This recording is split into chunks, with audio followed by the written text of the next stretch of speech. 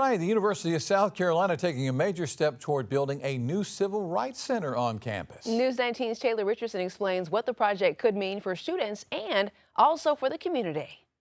USC's Board of Trustees recently approved Phase 1 of a construction project for a civil rights center on campus right next to the Booker T. Washington Auditorium, a building that has been a long-term vision for the organization for many years.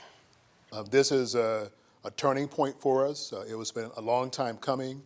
South Carolina has played a major role throughout the history of the civil rights movement, from the lunch counter protest of the Friendship 9 to the activists who lost their lives in the Orangeburg Massacre. The Palmetto State has played an important part in the struggle for equal rights. And for more than a decade, the USC Center of Civil Rights History and Research has been operating without a permanent home, providing educational programs, public exhibits, and research. Its programs and archives are currently spread across multiple locations on campus and throughout Columbia. Dr. Bobby Donaldson is the center's executive director. So it's very exciting to get to this crossroads and to envision a place where all components of the center can be under one roof. Donaldson says the center would serve as a public home for the civil rights archives while creating new opportunities for students, educators, and visitors to learn from the collection.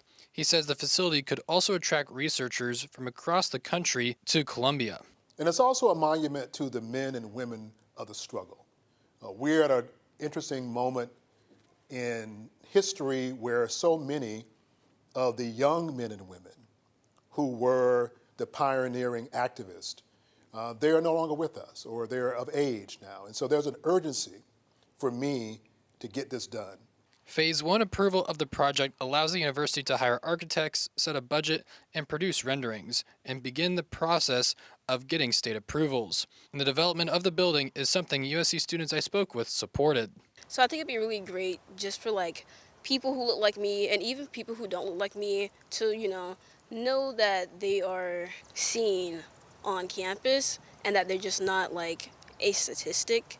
I'm excited that the University of South Carolina gets to contribute to the historical context of African Americans. I think it can be a place that African Americans find hope and inspiration.